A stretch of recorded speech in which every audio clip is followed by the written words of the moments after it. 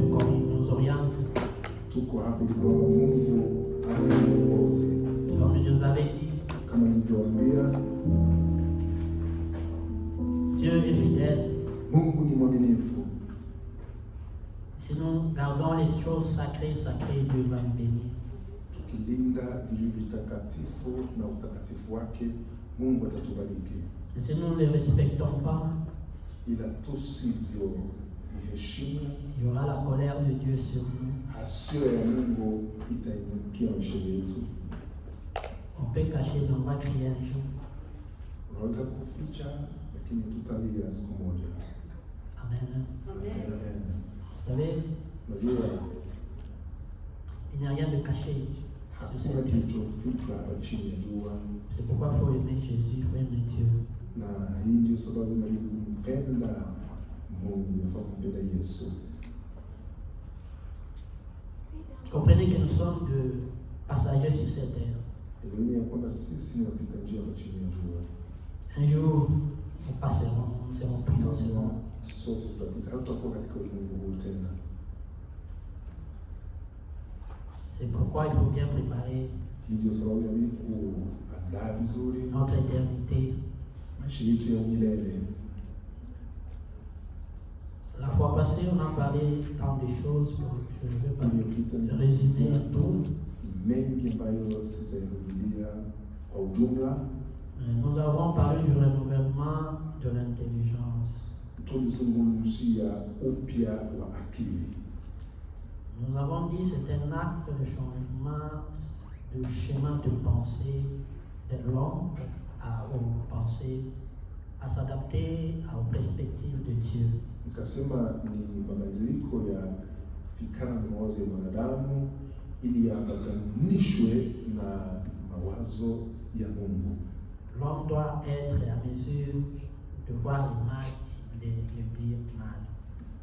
Mungu ni lazima awe amefikia kiwango cha kuona picha ya Mungu. Non, je dis l'homme doit avoir cette capacité de voir le mal et la personne. Mwanadamu ni lazima awe na ule uwezo wa kujua kugundua mazuri na mabaya. Étant chrétien, Kama Mkristo, nous devons avoir cette capacité de tuna uwezo ne pas couvrir le mal. tusiwe haraka kufunika mabaya. Il faut les dénoncer. Inabidi kutangaza. En dénonçant le mal, Katika kutangaza mabaya, vous allez sauver une âme. utaokoa nafsi moja. Comprenez, si vous sauvez une âme, Elewa vizuri, ukiokoa nafsi moja, toute la multitude de péchés te seront pardonnés. utakuwa umesamehewa wingi wa dhambi Et il y aura la fête au ciel. na utakuwa karamu mbinguni. Amen. Amen. Comme nous avons dit, Hii ndio sababu tulisema il ne faut pas se confondre au siècle présent.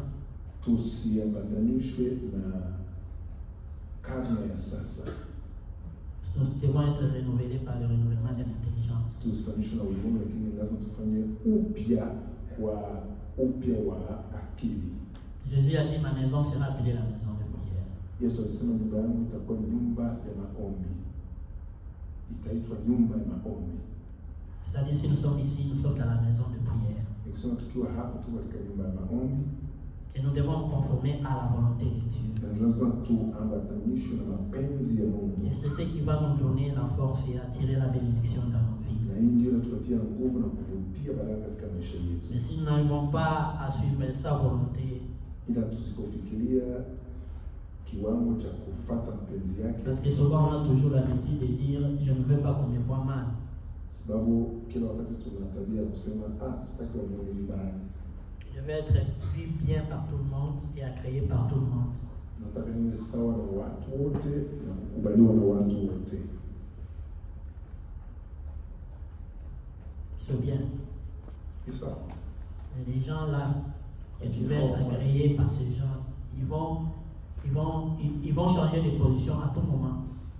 Hawa watu ambao wanaweza kufanya ukubaliwe na wanaweza kubadilikia, wanaweza kubadilisha hali yao wakati wote ule.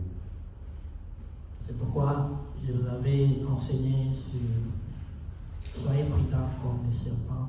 Hii ndio sababu nilifundisha kuhusu kuwa mtu mwenye akili, mwenye kuwa na hekima kama nyoka, kuwa mwangalifu kama nyoka. Les choses qui sont sacrées, nous devons les garder sacrées. Vilivyo vitakatifu lazima vilindwe na kubaki vitakatifu, pour aussi préserver nos vies contre le frappe et le mal. Ili kwamba tuepushe maisha yetu na pigo na mabaya. Et j'avais dit à l'église, ce qui concerne l'œuvre de Dieu, soyons prudents. Kuhusu kazi ya Mungu inabidi tuwe makini. Si tu te mets en combat avec l'œuvre de Dieu, tu combats Dieu.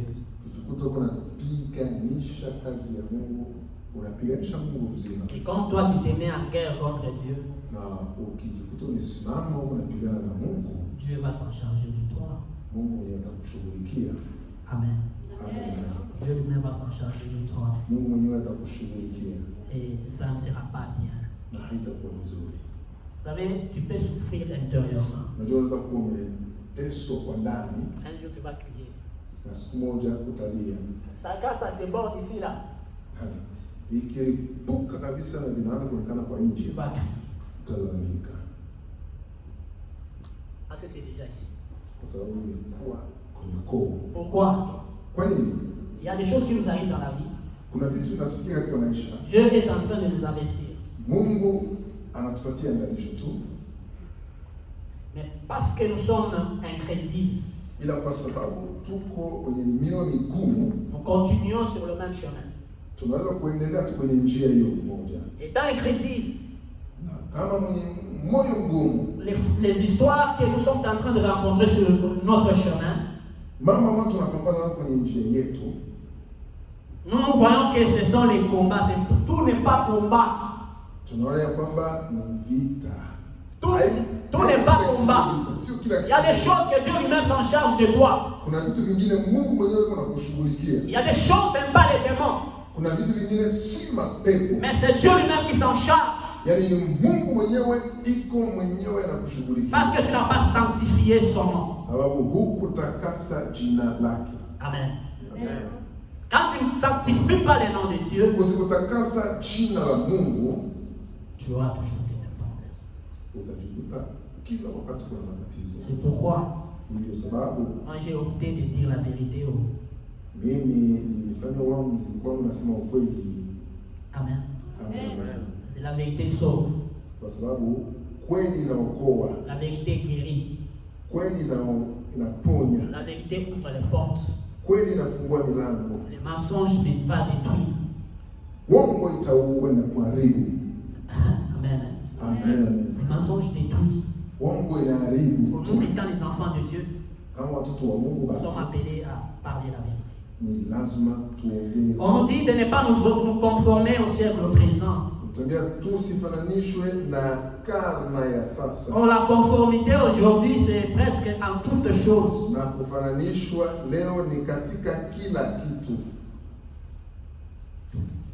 Amen.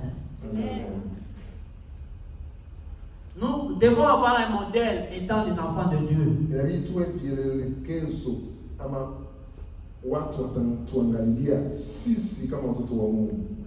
Nous n'allons pas nous conformer comme les gens du monde.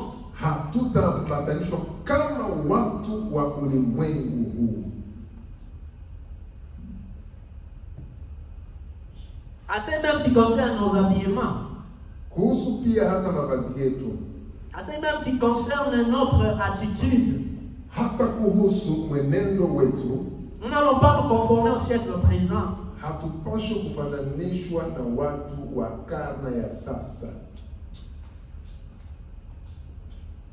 À cause de la conformité du siècle présent,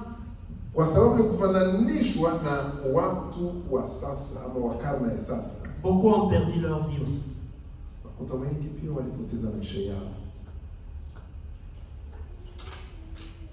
Beaucoup veulent se faire très belle, très beau. Ils vont faire des opérations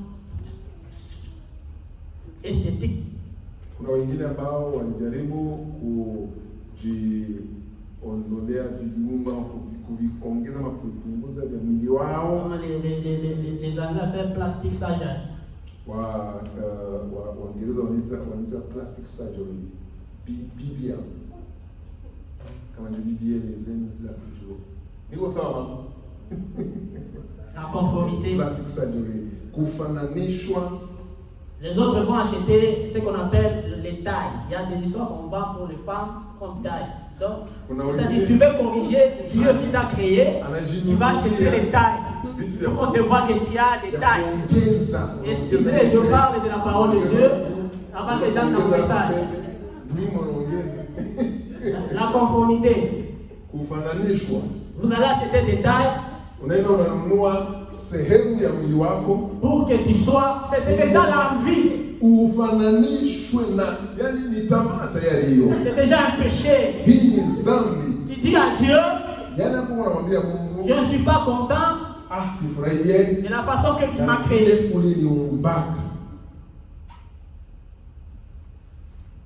Amen, Église. Amen.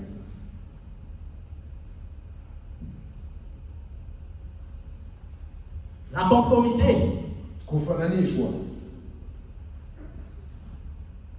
Mais ce qui m'étonne, même les chrétiens qui parlent en langue, qui sortent, ils font ça.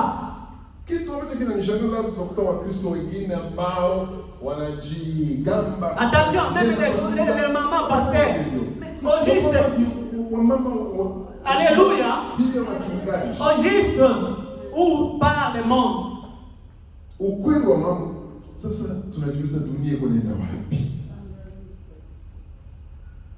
La conformité.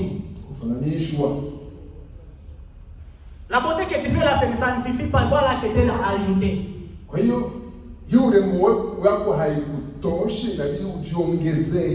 Et quand tu achètes là, ça ne tient pas, tu vas aller, qu'on te fasse l'opération. Tout ça, tu cherches quoi? La Bible dit, contacte-toi de ce que tu as. Quand il y a déjà le mécontentement, ça devient un grand péché. Que l'Église dise Amen. Ça devient un grand péché. Tu ne pleux pas à Dieu. Tu es en train de corriger Dieu directement. Tu quittes l'état dans lequel Dieu t'a créé. Tu veux être une autre personne. Cela s'est fait aussi aux frères. Même le frère aussi.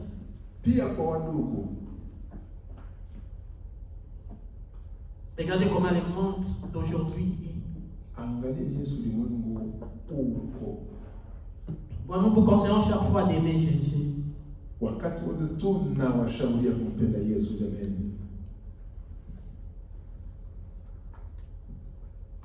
Amen.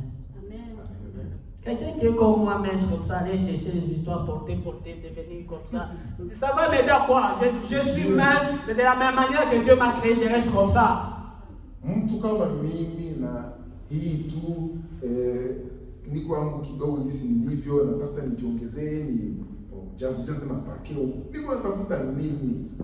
Tu vas acheter des histoires pour avoir une forme compliquée et le lendemain, quand c'est abîmé, tu tombes malade chaque fois.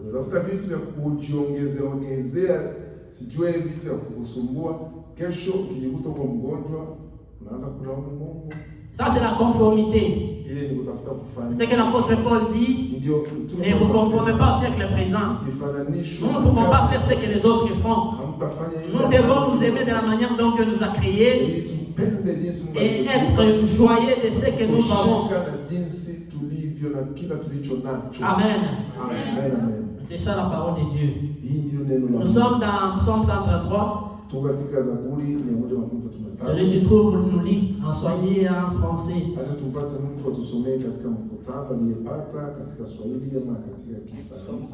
133, verset 1 jusqu'au 3e verset.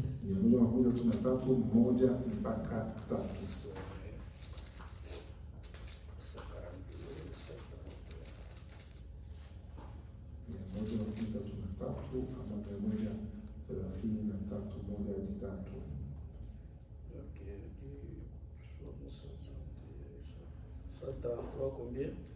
1 à 3. Psaume 133 et 1 3.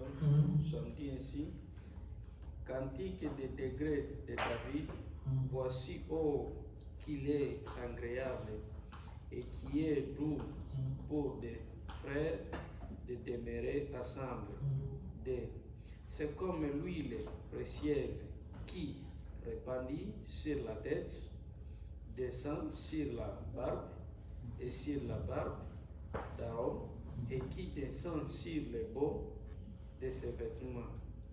3. C'est comme la rose de l'Ormon qui descend sur les montagnes de Sion, car c'est là que l'Éternel avoir la bénédiction, la vie et pour l'éternité. Amen. Amen. Qui peut nous lire en Swahili? C'est déjà trouvé. Nani anaweza kusoma katika Kiswahili kama amepata?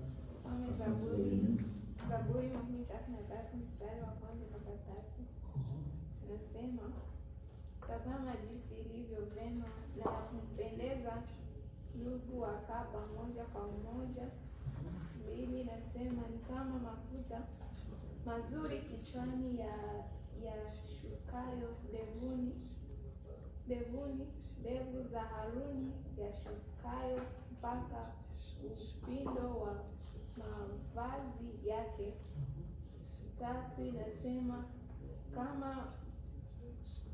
kama umande wa Hermoni ushukao milimani pa Sayuni, maana ndiko Bwana alikoamuru baraka na uzima hata milele. Amen.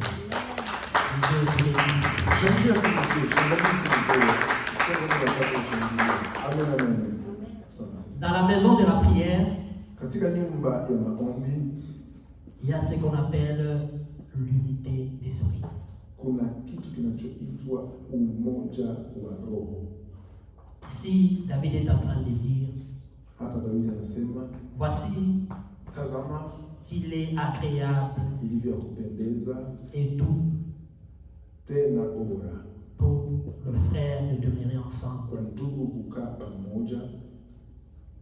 Et dans l'exemple, c'est comme l'huile précieuse Anapana mfano kwamba ni kama mafuta ya zamani répandue sur la tête juu ya kichwa et descend sur la barbe d'Aaron, yaliyoshuka ndevuni za Haruni, et qui descend sur le bord de ses vêtements. yaliyoshuka juu ya upindo wa vazi yake. Il donne encore un autre exemple. Anapana pia mfano mwingine, Il dit c'est comme la rosée de l'Hermon. sasa ni kama umande wa Hermon Il descend sur le montagne de Sion, unaoshuka juu ya mlima Sayuni, car c'est là que l'Éternel envoie les bénédictions. maana ni pale Bwana aliamuru baraka La vie pour l'éternité. hata uzima wa milele. Dans l'église comme corps de Christ, Kanisani kama mwili wa Kristo, dans l'église comme église locale à laquelle nous sommes, kanisani kama vile kanisa la mahali ambao tulipo, il y a l'unité qui doit régner. kuna umoja ambao ni lazima utawale. Cette unité, c'est l'unité d'esprit. Huo umoja ni umoja wa roho, Parce que si nous sommes ensemble, kwa sababu ikiwa tuko pamoja, nous sommes tous animés par un seul esprit qui est le Saint-Esprit. sote tumeongozwa na roho ambaye ni Roho Mtakatifu. Il y aura le lien de la fraternité, Kutakuwa umoja, ushirika wa ndugu, et ce lien de la fraternité na huo ushirika wa ndugu va attirer la présence de Dieu au milieu de nous utavutia uwepo wa Mungu kati yetu, et la bénédiction ainsi que la vie pour l'éternité. baraka pia uzima wa milele. Je vois Paul et Silas qui étaient en prison. Na muona Paulo na Sila ambao walikuwa katika gereza, Ils n'étaient pas nombreux. hawakuwa wengi, Ils étaient à deux en prison. walikuwa wawili katika jela, ils étaient fermés dans la prison. walifungwa katika jela. Ces deux avaient le même esprit. Hao wawili walikuwa na roho Ces moja, deux étaient un homme. na hao walikuwa mtu mmoja. Ils s'est mis en train de chanter. Wakaanza kuimba. La façon dont ils chantaient, Hali hizo walikuwa ça wakiimba, attirait la présence de Dieu. ikavutia uwepo wa Il y Mungu, a un tremblement de terre qui s'est fait. na kuna mtetemeko wa hali Et la ambayo délivrance s'est présentée pia ukombozi ukajitokeza, parce que tous étaient unis. kwa sababu wote walikuwa na umoja. Amen, l'Église. Amen. Kanisa. C'est pourquoi ici David est en train de dire, Hii ndio sababu Daudi hapa anasema, voici qu'il est bon et doux et agréable pour le frère de demeurer ensemble. tazama hivyo bora, njema na ya kupendeza ndugu kukaa pamoja. On peut être, on s'assoit ensemble mais on n'est pas ensemble. Tunaweza kukaa pamoja lakini hatuko pamoja. C'est comme une femme et un homme qui sont dans la maison. Vous les voyez ensemble mais ils ne sont pas ensemble. Ni kama mimi na Bwana unawaona wako pamoja katika nyumba moja lakini hawako na umoja. Amen. Amen. Amen. C'est aussi dans l'église dans laquelle nous pouvons être. Nous disons nous sommes ensemble, mais nous ne sommes pas ensemble. Il n'y a pas d'unité d'esprit. Ni kama pia kanisani tunaweza kuwa tunakaa katika ukumbi mmoja lakini hatuna umoja, yani hatuna ushirika wa roho. Et quand il n'y a pas cette unité d'esprit, Na tusipokuwa na ushirika wa roho, il est difficile d'attirer la présence de Dieu qui apporte la bénédiction. ni vigumu kuvutia uwepo wa Bwana ambao unaleta baraka. C'est pourquoi ici, Hii ndio sababu hapa David a compris. Daudi alielewa, A dit qu'il est bon que le frère de demeurer ensemble. anasema ni jambo njema na la kupendeza ndugu kukaa pamoja, Être ensemble.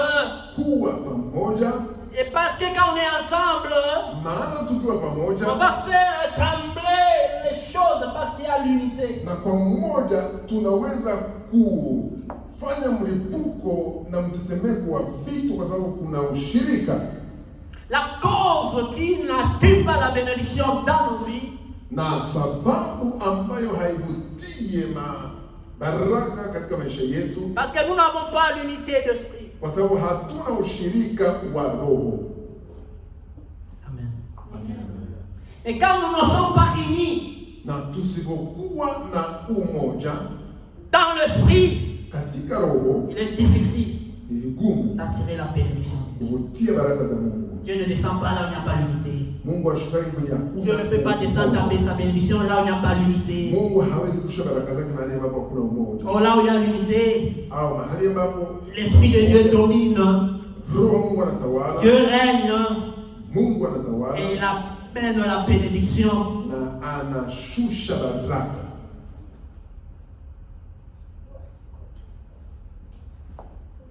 C'est ce qui est en train de tuer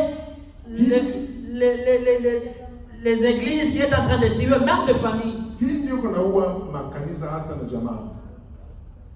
La Bible dit c'est comme l'huile précieuse Biblia inasema ni kama mafuta ya thamani répandue sur la tête, iliyopakwa kwenye kichwa, ça descend sur le barbe d'Aaron, inashuka mpaka kwenye ndevu za Haruni, jusqu'au bas de ses habits. mpaka kwenye upindo wa mavazi yake.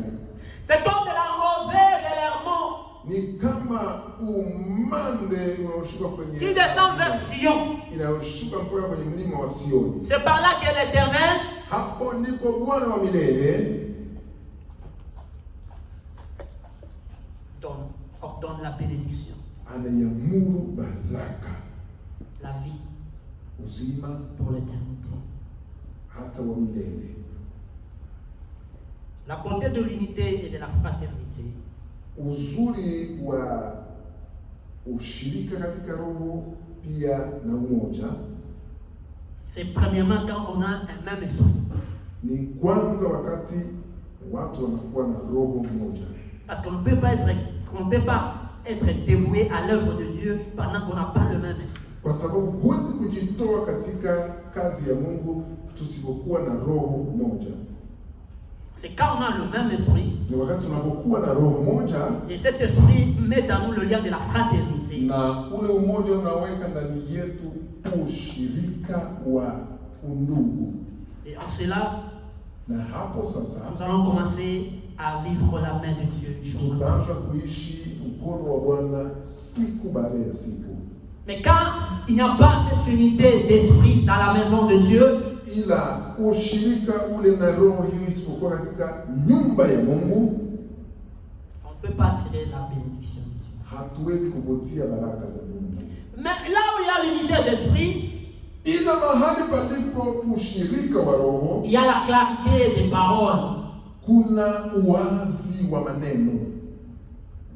Il n'y a pas l'hypocrisie, Hamna unafiki, il n'y a pas le mensonge. hamna wala uongo. Il y a la reconnaissance. Kuna kushukuriana, Et c'est ce qui fera que cette église soit puissante, cette communauté soit puissante. hii ndio itafanya hii jamaa ndogo ama jamaa kubwa na kanisa kuwa na nguvu. Mais quand il n'y en a pas, Ila kusipokuwa hiyo, chacun part dans son coin, kila mtu anaingia kwenye kona yake, chacun fait ce qu'il pense. kila mtu atafanya Et ambalo tant qu'il n'y a pas l'unité d'esprit, na wakati hakuna, vous n'attirez jamais la bénédiction de Dieu. hamwezi kama. Et la Bible dit c'est comme de l'huile d'onction. na Biblia inasema ni kama mafuta Cette ya huile upako. précieuse Hii mafuta ya upako s'est répandue en grande quantité. ya uzamani wake unamwangika kwa wingi, Parce que l'huile qui descend, maana mafuta ce yanayoshuka n'était pas une petite quantité. haikukuwa ni sehemu chache, Ça descend jusqu'à sa barbe et jusqu'au pan de ses habits. ilikuwa kubwa mpaka ikashuka kwenye ndevu zake mpaka kwenye upindo wa mavazi yake. C'est que cette unité Yani ule ushirika doit demeurer. ni lazima udumu. Église, amen. Amen. Kabisa. Ce qui tue, Hii ambayo inaua c'est le mensonge. ni uongo. C'est le premier point. Hii ndio pointi ya kwanza. Quand il n'y a pas l'unité d'esprit, Wakati hakuna ushirika wa il y a roho, toujours le mensonge. uongo utatawala. Quand il n'y a pas l'unité d'esprit, Wakati hakuna ushirika wa roho, il y a un esprit de destruction. kuna roho ya uharibifu. Entrer dans une famille où tout est dans le désordre, Ingia katika jamaa ambao kila kitu kiko kwenye machafuko, il n'arrive pas à réaliser le projet. hawafikirie kutimiza miradi, Parce que quand vous amenez un projet, sababu wanapoletea mradi il y a des opposants. kuna upinzani. J'aime prêcher avec des exemples terre à terre. Wakati mwingine napenda nihubiri na mifano iliyo ya kawaida ya chini kabisa. Quand vous mettez un projet dans une famille, Ukileta mradi katika jamaa, il y a des opposants. kuna upinzani, Il y a des gens qui ne veulent pas s'adhérer à ces projets. kuna wengine ambao hawapendi kuambatana na hiyo mradi. Vous allez voir que ça n'en va pas aboutir. Utaona ya kwamba hamfikirie kwa kitu. Pourquoi ça ne va pas aboutir? Kwa nini? Parce qu'au départ, il n'y a pas d'unité. Kwa sababu mwanzoni kwanza hakuna umoja. Si aujourd'hui on parle de l'église primitive, Ikiwa leo tunazungumzia habari za kanisa ya mitume na kanisa la kwanza, c'est parce qu'ils avaient l'unité ni d'esprit. kwa sababu walikuwa na umoja wa roho. Si aujourd'hui on parle comment cette église il y avait de miracles qui s'opéraient, Tukizungumzia leo jinsi katika lile kanisa kulikuwa miujiza ambayo ilikuwa ikifanyika, parce qu'ils avaient cette unité. kwa sababu kulikuwa ule ushirika, Il y avait ce lien de la fraternité. kulikuwa ule umoja na ushirika wa ndugu, Il y avait cet esprit de complémentarité. kulikuwa pia roho ya kuenezana, Il n'y avait pas la compétition. hakukuwa upinzani. L'église, amen. Amen. Il n'y avait pas la compétition. Hakukuwa upinzani, Dans cette église-là, kwa sababu katika hilo kanisa chacun mettait son don pour l'avancement de l'œuvre de Dieu. kila mtu aliweka karama aliyopewa na Mungu kwa kuendelesha kazi Mais yake. quand il y a la compétition, Wakati kunakuwa il n'y upinzani, a pas l'épanouissement. hakuna kupanuka. Amen. Amen, amen. Déjà, quand il y a la compétition, c'est que Dieu n'est plus là. Ukiwa upinzani, hapo uelewa kwamba Mungu hayuko hapo. Mais c'est ce qui est en train de tuer aujourd'hui nos vies. Hii ndio maisha yetu leo. Nous vivons dans des compétitions. Tunaishi katika upinzani. Nous pouvons créer des histoires. Na tunaweza kuunda vitu. Tout simplement pour chercher des crédits, comme les Anglais. Kwa kutafuta faida zako mwenyewe. Usifiwe. Amen. Amen, amen. On ne cherche pas l'intérêt commun. Hautafute faida ya ujumla. Tu es en train de lutter unapinga pour que toi on te voie. Kwamba wewe ndio uonekane. Cela n'est pas la fraternité. Hapo hakuna ushirika wa ndugu. Amen. Amen kabisa. C'est quand vous allez même dans les chorales. Hata ukiingia katika makwaya, tu trouves une chorale. Utakuta kuna kwaya. Quand il n'y a pas d'unité d'esprit, wakati hakuna ushirika wa roho, ils ne peuvent pas évoluer. Hawawezi kuendelea. Amen. Amen. Parce qu'ils n'ont pas le même langage. Vous savez, kwa sababu hawana lugha moja. Unajua? Quand vous partez dans la guerre, ukienda kwenye vita, vous avez le même moral. Mnakuwa na akili moja. Mais quand vous partez dans la guerre, na ukienda katika vita, vous n'avez pas le même moral. Hamuna akili moja. Vous allez fuir au mieux, on va vous tuer tous. Mtakimbia ama mtaua nyote. On va vous gagner. Na mtashindwa. Parce qu'il n'y a pas d'unité d'esprit. Kwa sababu hakuna ushirika wa roho. Nous nous montrons être ensemble. Tunaonekana kwa nje kama tuko pamoja. Mais en esprit nous sommes pas ensemble. Lakini katika roho kwa kweli hatuko pamoja. C'est comme si ni kama on voit simplement l'aspect physique de la personne. Wanaona hali ya nje ya kimwili ya mwanadamu. Mais son esprit n'est pas là. Lakini roho yake haiko hapo. Voilà pourquoi vous allez voir, il n'y a pas l'engagement total. Hakuna kujitoa 100% kabisa. Le résultat, matokeo yake c'est manque d'engagement total. Ni kukosa kujitoa 100%. Parce qu'il n'y a pas d'unité d'esprit. Kwa sababu hakuna ushirika wa roho. Et quand il n'y en a pas, na isipokuwa il n'y aura pas la bénédiction. Hakuna baraka. Église, amen. Amen. Il dit c'est l'huile précieuse.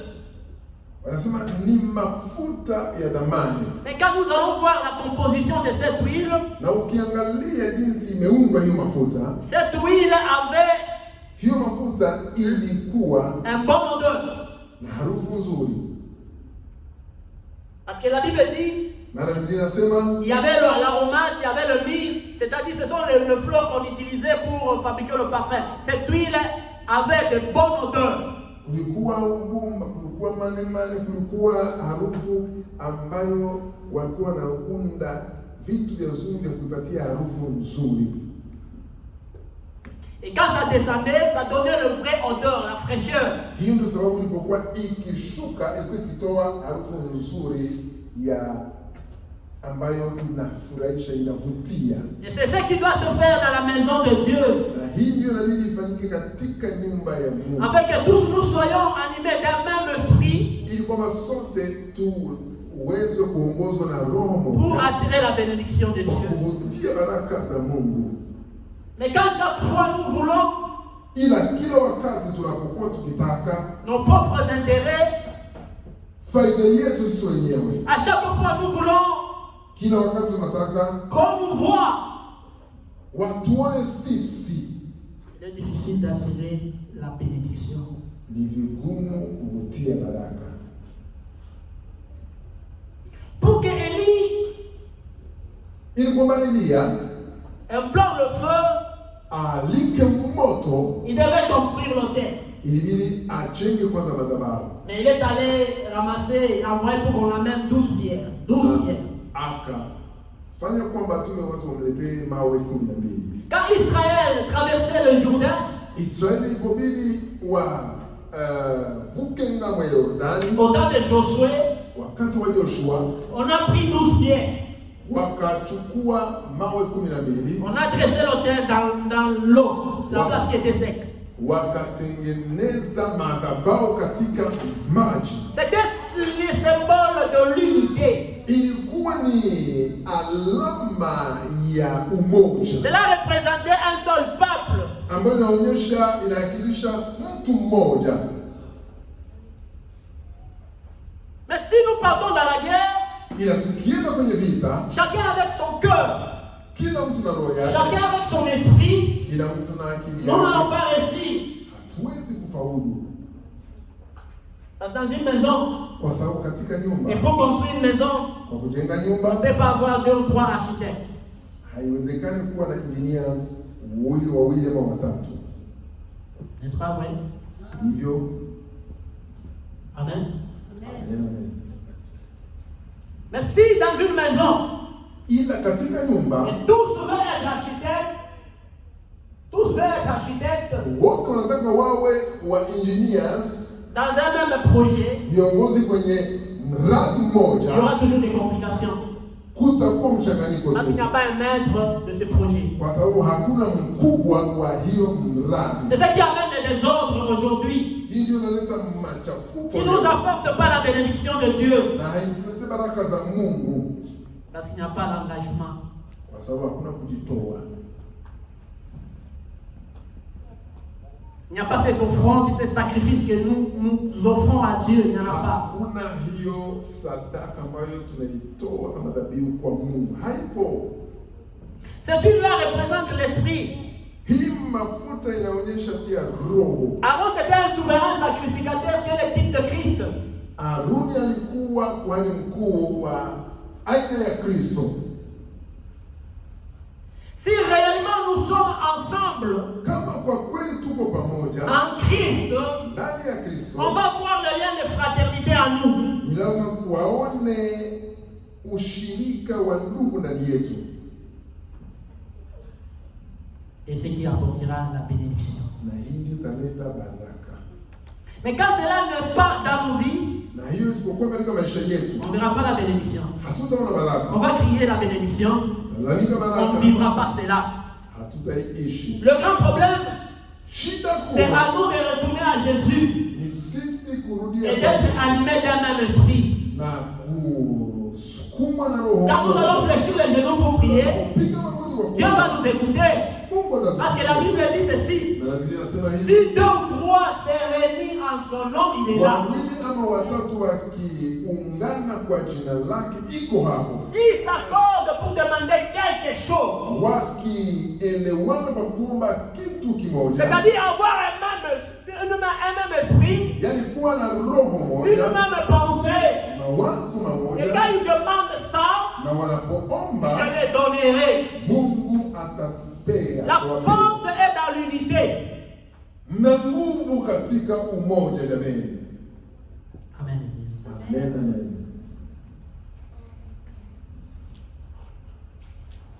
Des compétitions, c'est ce qui nous tue. Upinzani ndio inatuua sana. Les courses d'être les premiers, c'est ce qui nous tue. Tunapiga mbio kila mtu akuwe wa kwanza, ndio inatuua vile. Mais si on pourrait un jour Ila kama siku moja tungekuwa se repentir tayari kutubu et s'approcher de Christ na kumkaribia Kristo et marcher sur le pas de Christ, na kutembea kwenye hatua za Kristo, nous serons forts tutakuwa nguvu. et la bénédiction sera notre partage. Pia baraka za Bwana zitakuwa sehemu ya maisha yetu. On va nous lire 1 Corinthiens chapitre 12 verset 26. Watatusomea Wakorintho wa kwanza 12:26. L'autre aussi il peut prendre Esdras Mtu mwingine atatutayarishia Ezra chapitre 3 verset 1. sura ya 3 mstari wa kwanza. Wakorintho wa kwanza 12:26.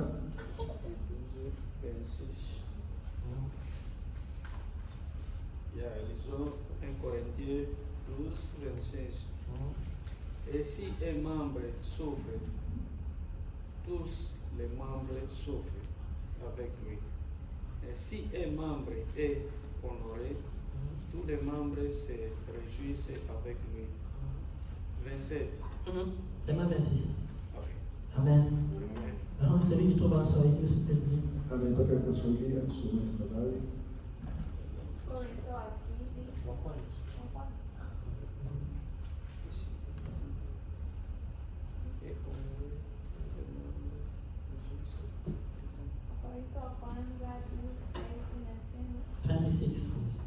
26. Pas 16 et 26. Sisi inasema na kiungo kimoja kikutumia viungo vyote kuvumilia nacho, na kiungo kimoja kikitukuza viungo vyote kufurahi pamoja nacho. Amen. Esdras 3:1. Kitabu cha Ezra 3:1. Esdras, chapitre 3, verset 1. Je lis au nom de l'Éternel. Amen. La parole de Dieu nous dit: le 7e mois arriva et les enfants d'Israël étaient dans leur ville. Alors le peuple s'assembla comme un seul homme à Jérusalem. Amen. Église, amen. Amen. Voyez ici, en Esdras, la Bible dit, le peuple s'assembla comme un seul homme. Angalia, Biblia inashuhudia wazi ya kwamba hapa watu wakaungana kama mtu mmoja. Ils étaient nombreux, Walikuwa wengi, mais ils se réunissent comme un seul homme. wakakusanyika kama mtu mmoja. Ils ont réuni leurs forces, leurs pensées, tout ce qu'ils avaient comme un seul homme. Yaani wakaungana mawazo, nguvu zao na vyote walivyokuwa navyo kama mtu mmoja. Et ça, cette unité, Na huu ushirika c'est qui a fait leur force. ndio ambao ulifanya nguvu zao. L'apôtre Paul est en train de nous dire ici dans 1 Corinthiens 12 Mtume Paulo anatuambia hapa katika Wakorintho wa kwanza que si un membre souffre, inasema kwamba kama kiungo kimoja c'est kimeteseka que c'est tout le corps qui est en train de souffrir. ama kimeungua, ni kama mwili mzima umeungua. Mais si un membre est honoré, Na kama kuna kiungo ambacho c'est tout le corps qui est honoré. ni mwili mzima ndio imepewa sifa. Il voulait nous parler de l'unité. Alitaka tuzungumzie ushirika. Regarde bien ton corps. Angalia mwili wako Tu vizuri. as la tête, Una kichwa, tu as les yeux, una macho, tu as les pieds, tu as les orteils, tu as tout. una miguu, una vidole, Tout est uni. mguu. Kila kitu kiko kwenye mmoja. C'est pourquoi ici l'apôtre Paul a pris l'exemple du corps. Hii ndio sababu Mtume Paulo alipata mfano mzuri wa mwili wa mtu. Et que si un petit membre de ton corps souffre, Hata sehemu ndogo ya mwili wako ikiteseka, si tu es blessé même à l'ongle ici, hata kwenye hii kucha una kidonda kidogo tu ça peut hapa, t'amener même du fièvre. inaweza kuletea homa kwenye kichwa. Tout le corps va bouger. Mwili mzima utasumbuliwa. Mais si l'un des membres aussi est honoré, c'est tout le corps qui est honoré. Ila na sehemu moja ikipewa tena uzuri ama sifa, ni mwili mzima ndio umepewa sifa. En Esdras, la Bible nous montre comment le peuple venait de tous les contrées, mais ils se sont rassemblés comme un seul homme à Jérusalem. Hapa Israeli inaonyesha jinsi watu walitoka kila sehemu, lakini wakaungana kama mwili mmoja huko Yerusalemu. Ils sont un seul homme. Wako mtu mmoja, Et tout ce qu'ils pouvaient faire, ils étaient tous d'accord pour le na faire. kila ambacho ilibidi wakifanya walikuwa wakikubaliana kwa kukitimiza.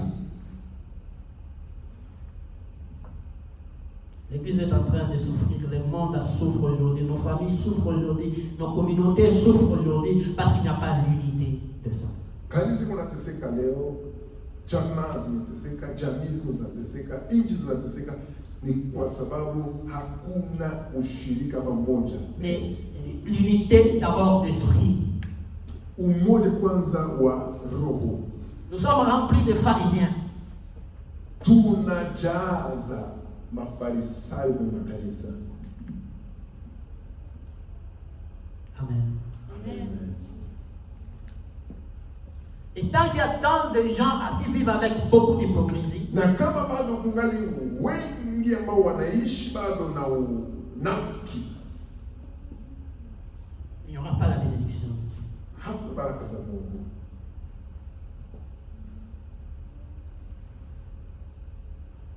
C'est pourquoi David dit, Hii ndio sababu Daudi anasema c'est comme de la rosée qui clairement qui descend de Sion. ni kama umande ambao unabushika kutoka mlima Sayuni. Dieu voit nos cœurs. Mungu anaona mioyo yetu. Il voit que nous avons des pensées dispersées. Anaona kwamba tuko na mawazo ambayo imesambaratika huko na kule. Il voit qu'il n'y a pas d'unité d'esprit. Anaona kwamba hakuna umoja wa roho. Tout ce que nous faisons le faisons avec légèreté. Kila kitu ambacho tunakifanya na urejereja. Mais on attend la bénédiction de Dieu. Kisha tunasubiria baraka za Mungu tuzione. Il n'y aura pas la bénédiction de Dieu. Hakutakuwa hamna baraka za Mungu.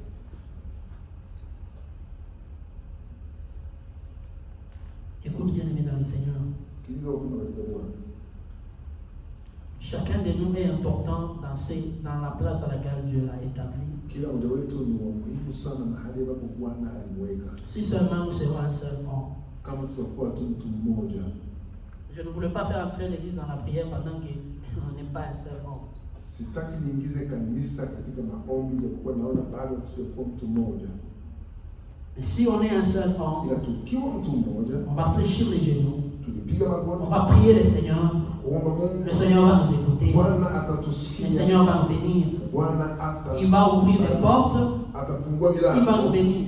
na atatubariki. Nous cherchons le Seigneur Tunatafuta Bwana parce que nous savons qu'il est Dieu. tunajua kwamba ni Il Mungu. dit c'est par là qu'il envoie la bénédiction. Hapo ndipo Bwana anaamuru baraka Et la vie na uzima. pour l'éternité. Hata uzima. C'est-à-dire qu'il y a la vie Ikiwa kuna et il y uzima a la bénédiction. na kuna baraka. Et ça vient quand il y a l'unité. Na inakuja wakati kuna Dans une ushirika. maison, il n'y a pas l'unité. Katika nyumba Il n'y a pas la kuna bénédiction. ushirika, Dans un royaume, il n'y a pas l'unité. Katika ufalme ambao Il n'y a pas la bénédiction. hakuna baraka. C'est pourquoi, bien aimé, Ndio sababu l'unité d'esprit umoja wa est roho premièrement important. ni wa muhimu Et kwa. si nous sommes tous unis comme un seul homme, Na ikiwa tunaungana kama mtu et nous allons fléchir les genoux, piga magoti. implorer la main de Dieu, et Dieu nous bénira. Mungu Mais atatubariki. l'obstacle, Na hakuna c'est le péché, on ne veut pas se convertir. viziwizi ni zambi na hatutaki kutubu.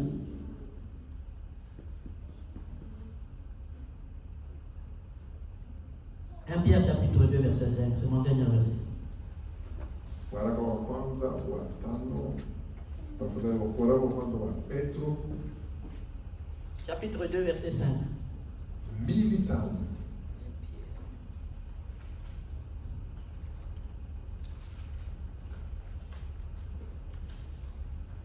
Waraka wa kwanza wa Petro 2:5. Ni sheria ya mwisho. Tusikilize nasema hivi. 1 Pierre chapitre 2, Verset 5. verset 5 nous dit: Et vous-même, comme des pierres vivantes, édifiez-vous pour former une maison spirituelle, un saint sacerdoce, afin d'offrir des victimes spirituelles agréables à Dieu par Jésus-Christ. Amen. Hein? Amen, amen. Tu as trouvé un Swahili pour lire?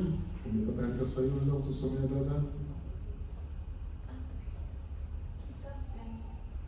Petro wa kwanza 2:5, sura ya pili mstari wake wa 5.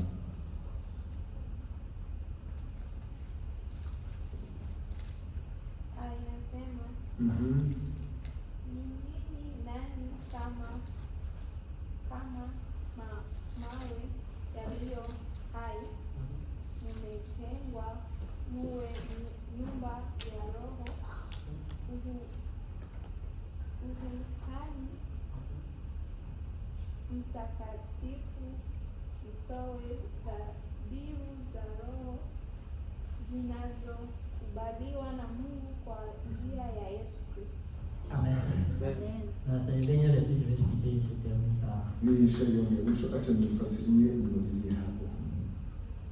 Si vous-même, Ikiwa ninyi comme de pierre vivante, wenyewe kama vile mawe yaliyo hai, édifiez-vous pour former une maison spirituelle. mjengane ili mjenge nyumba ya Roho. Je répète, Narudilia tena, édifiez-vous pour former une maison spirituelle. ili muwe nyumba ya roho. On n'a pas dit édifiez-vous Hawakusema mjengane pour ili édifier kwa kuifanya une maison nyumba d'habitation. ya kuishi hapo. On dit une maison Wanasema spirituelle. nyumba ya kiroho, Comme de pierres vivantes. kama mawe iliyo hai. On n'a pas dit comme de pierres mortes. Non. Hawakusema kama mawe yaliyokufa, hapana, Mais comme de pierres ila vivantes. kama mawe yaliyo hai. Yes. Édifiez-vous Mjengane wamoja kwa wengine pour former une maison spirituelle. kwa kujenga nyumba ya roho, Un saint sacerdoce. ukuhani mtakatifu mmoja, Afin d'offrir des victimes spirituelles agréables à Dieu. ili kutoa dhabihu ya roho za kumpendeza Mungu. Une maison spirituelle Nyumba ya kiroho est édifiée par les pierres vivantes. inajengwa kwa mawe iliyo hai. De pierres vivantes, Mawe iliyo hai ce sont des pierres qui sont passées par le feu. Ce sont des gens qui ont ni resté mawe dessus. ambayo imepita kwenye moto. Watu ambao wampokea Yesu. Ce sont des gens qui vivent la vie chrétienne. Ni watu ambao wanaishi maisha halisi ya Ce sont les Ukristo. gens dont dans leur bouche ils parlent la vérité, qui est la parole de Dieu. Vinywa vyao wanazungumza ukweli ambao ni neno la Mungu. Ce sont des gens qui vivent dans l'humilité de la parole de Dieu. Ni watu ambao wanaishi katika unyenyekevu wa Ces neno la Mungu. pierres vivantes, Haya mawe iliyo hai ce sont des gens qui se sont donnés comme sacrifice à Dieu. Ils ont offert leur corps. dhabihu kwa Mungu, waliotoa miili yao. Ce sont ces gens-là qui forment, qui s'édifient pour former une maison spirituelle. Ni hao watu ambao wamewekwa pamoja wakijenga mwili wakijenga kama vile nyumba ya roho. Enfin, ils sont en train de créer un saint sacerdoce pour offrir à Dieu. Na mwisho sasa wanaleta basi ukuhani mtakatifu kwa kumtolea Mungu. Non, comité, je ne suis pas encore arrivé là où Dieu veut que j'aille. Sijafika bado ambapo Mungu anataka nifike. Je dois chercher à être une pierre vivante pour édifier une maison spirituelle. Inabidi nitafute kuwa jiwe iliyo hai kwa kujenga nyumba ya roho. Vous savez, l'édification, Unajua ujenzi pour former une maison spirituelle, ili kwamba nyumba ya kiroho ijengwe, je dois faire tout pour être utile à mon Dieu. inabidi nifanye yote iwezekanayo iwe ya maana kwa ajili ya Mungu wangu. Je dois chercher à lui plaire. Inabidi nitafute kumpendeza. C'est en cherchant à lui plaire que j'attire sa bénédiction dans ma vie. Nikatima kumpendeza ndipo ninavutia baraka katika maisha yangu. Église, amen. Amen kabisa. Mais si on n'arrive pas Lakini usipofikia kiwango à être des pierres vivantes, ya kuwa à mawe se hai, donner réellement à Jésus, kujitoa binafsi kabisa kwa Mungu, on va rester des historiens. tutabakia kwenye historia tu. Amen. Amen. Vous connaissez les historiens? Unajua wana historia. Ils écrivent des histoires. C'est nous qui avons commencé, c'est nous qui étions là. Et vous savez, moi je connais quand il avait commencé. Vous savez, je le voyais quand il était petit. Mais qu'est-ce que tu as fait? Il n'y a rien qui change. Tu restes comme ça. Parce que tu n'es pas encore une pierre vivante. Pour édifier une maison spirituelle. Église, amen. Si le compagnon de Daniel, Kama rafiki hawa rafiki wa Daniel et Daniel lui-même na Daniel mwenyewe n'était pas de pierre vivante, mngekuwa mawe iliyo hai, on n'allait pas les lire dans la Bible. tusingewasoma historia yao katika Biblia. Ce n'est pas seulement Daniel et ses 3 compagnons qu'on a pris pour aller déporter à Babylone. Ils étaient au nombre moins de 20. Ils étaient nombreux. Walikuwa wengi waliopelekwa uhamishoni huko Babylon. Il y avait une vingtaine de jeunes qu'on a pris là-bas. Wengi walikuwa huko. Mais Iba on parle de ces 4 personnes wakatuletea ushuhuda hawa vijana wanne. Parce que 4 personnes se sont édifiées pour former une maison Kwa spirituelle. sababu hawa walijijenga ili kwamba wafanye nyumba ya kiroho. Quand on les a dit de fléchir les genoux devant les statues, ils non, on ne fait pas ça. Mbele ya sanamu wakasema sisi hatufanye hiyo. On les jette dans le feu, ils ne craignent pas, nous irons parce que nous avons un Dieu. Wakawatupa katika moto, hawakuwa na hofu kwa sababu walijua na Mungu aliye hai. On cherche à interdire à Daniel de prier parce qu'il priait 3 fois. Wakatafuta wamkataze Danieli kuomba kwa sababu alikuwa mara 3. Il dit moi j'obéirai à mon Dieu. Mimi siwezi kumkana Mungu. On le prend, on le jette dans la fosse au lion. Wakamchukua mpaka kumtupa kwenye tundu la simba. Son Dieu était avec lui dans la fosse au lion. Mungu alikuwa pamoja naye huko kwenye shimo la C'est ça de pierre vivante. Hiyo mawe iliyo hai. Ils ont été prêts pour souffrir à cause de la vérité. Walikuwa na tayari kwa kuteseka kwa sababu ya ukweli. Pour créer une maison spirituelle. Ili wajenge nyumba ya kiroho. Moi et toi là, nous avons besoin de la bénédiction. Mimi na wewe tuna haja ya baraka. Et cette bénédiction, Na hii baraka c'est quand nous cherchons à plaire à Dieu. ni wakati tunatafuta kumpendeza Mungu. Mais si nous ne voulons pas plaire à Dieu, Lakini kama hatutafuti kumpendeza Mungu, il n'y aura pas la rosée qui va tomber sur nous. hakuna umande ambao Il n'y utaanguka. aura pas la rosée qui va tomber sur toi. Hakuna umande ambao utaanguka juu yako. Parce que Kwa sababu tu ne plais pas à celui qui t'a créé. wewe humpendeze aliye kuumba. Je ne peux pas venir te prêcher si tu seras béni, tu vas avancer, il y a des changements. Pendant que tu ne plais pas à Dieu, cette bénédiction n'existe pas. Sitakuja kukuhubiri utabarikiwa, utainuliwa wakati hampendeze Mungu. Baraka hiyo haimo. La bénédiction, Baraka c'est quand toi tu te donnes à Dieu, wakati Dieu unajitoa, fait descendre sa bénédiction sur toi. Mungu atashusha baraka yake. Je vous avais dit, je termine, je vous avais dit ceci. Niwaambie ili kulimalizia, Ne sois pas distrait par des personnes qui t'entourent. Ne sois pas distrait par des gens qui t'entourent. usizubaishwe na watu wanakuzunguka. Tu es seul, ta vie, tu dois la vivre comme Dieu le veut. Uko wewe mwenyewe, maisha yako utaiongoza jinsi Mungu anavyotaka. Et si tu marches avec Dieu, Ukitembea na Mungu, Dieu est fidèle. Mungu anabaki Il mwaminifu. marchera avec toi. Atatembea na Il te wewe bénira. na Si atakubariki. tu ne marches pas avec Dieu, tu n'entends pas la bénédiction. Usisubiri. Tu vas commencer à tourner. Utazunguka. Tu auras toujours des problèmes. Tu auras toujours des difficultés. Parce que toi, tu ne plais pas à Dieu. Umpendeze Mungu. Fais attention, cher bien-aimé. Et si tous nous sommes dans la maison de Dieu, nous devons faire très attention. C'est pourquoi je vous dis toujours, c'est un endroit sacré. Quand nous venons à ce lieu, nous cherchons Dieu. Et moi qui te prêche, et toi qui es là, nous sommes venus chercher Dieu. Ndani tumtafute Mungu, tumekuja kutafuta Mungu sote. Pour que Dieu nous bénisse. Ili kwamba Mungu atubariki. Amen. Amen. Amen. Amen. Et moi et toi là, Na mimi na nous wewe cherchons Dieu pour qu'il nous bénisse. tu tunatafuta Mungu atubariki. Mais si toi tu ne veux pas que Dieu te bénisse, Na usipoona Mungu sois dans la distraction. ingia tu katika kuzuba. Amen. Amen. Prie. Omba Mungu. Le Seigneur, Bwana il va faire descendre la rosée atashusha umande sur toi. juu yako. Tu vas commencer à vivre la bénédiction de Dieu. Utaanza kuishi baraka za Mungu.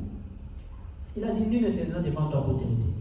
Kwa sababu lazima ya kwamba hakuna kitakachosimama mbele zako kusimamisha. Mais quand tu vois quelque chose qui te retient, il faut te regarder. Na ukiangalia kuna kitu ambacho kinakusimamisha, chunguza vizuri. Je parle à quelqu'un. Si tu vois, il y a ça ne va pas. Kama ukiona kama kuna vitu Il faut te ambavyo regarder. Il faut te regarder. chunguza vizuri. Quand je vois que ça ne va pas tout autour de moi, Nikiona vitu haviendeki je me regarde moi-même. kwangu najichunguza mwenyewe. Je n'accuse ni Satan. Hata shetani siwezi kumshtaki. Pour que Satan entre, je dois ouvrir la porte. Ili kwamba shetani aingie na mili akute nimefungua mlango. Amen. Yes, amen, amen. C'est-à-dire, je commence à me regarder. Naanza kujichunguza mwenyewe. Je cherche mon Dieu. Natafuta Mungu wangu. Je dis Amen. Amen. Nous sommes au deuxième semestre de l'année. Tuko kwenye semester ya pili ya mwaka. Je veux que cette année qu'on ait des témoignages qui sont vivants, please. Wandugu, Prie au nom de Jésus-Christ. tafadhali najua Mungu anatuandalia ushuhuda kabisa mzuri wa ulio hai. Nous voulons témoigner les bienfaits de Dieu. Tushuhudie matendo makubwa ya Mungu. Nous ne voulons pas rester comme ça. Hatutaki tubaki hivi hivyo. Amen. Amen, amen. Amen. Amen. Nous ne voulons pas rester comme ça. Sitaki tubaki hivi. Moi, je veux que nous puissions avancer.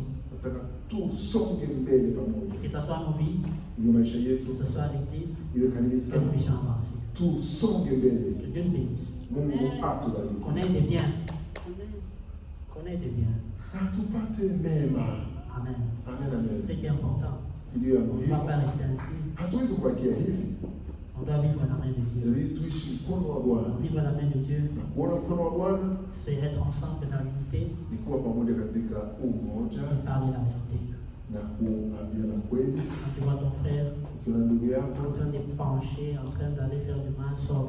C'est pas akijielekeza kuingia kwenda kwenye mabaya, msaidie atoke huko. Ça sera une bénédiction. Itakuwa baraka kubwa. J'aime être entouré par des gens qui disent la vérité Nataka nizunguke na watu ambao wananiambia kweli, parce qu'ils vont sauver mon âme. sababu wataokoa nafsi yangu. Quand je vais tomber, Nikianguka ils viendront me sauver. watakuja kuniokoa. Mais si je suis entouré par des gens Sasa kuliko kuzungukwa na watu qui ne disent pas la vérité, wasiniambia ukweli, quand je vais me perdre, nikipotea il n'y a personne qui me sauvera. hakuna atakayekuja kuniokoa. Je parle à quelqu'un. Je nimwambia Je veux que nous soyons des gens qui parlent la vérité. tu watu ambao tunaongea ukweli. Amen. Amen. Amen. Amen. Quand tu vois ton frère avec le mal, approche-le. Approche ndugu yako na makosa, mkaribie. Mais si tu le laisses faire du mal, Na ukimwacha katika hiyo makosa, ça sera un grand péché. itakuwa kosa kubwa, dhambi kubwa. C'est ça notre défaut. Hii ndiyo kosa yetu. On s'est dit les chrétiens, mais on ne marche pas dans la vérité. Tunasema sisi Wakristo wengine hatutembei katika ukweli. Cherchons à changer. Tutafute mabadiliko Pour que Dieu nous bénisse ili kwa Mungu atubariki dans nos activités, katika kazi zetu, dans nos projets, katika miradi yetu, dans nos travail même.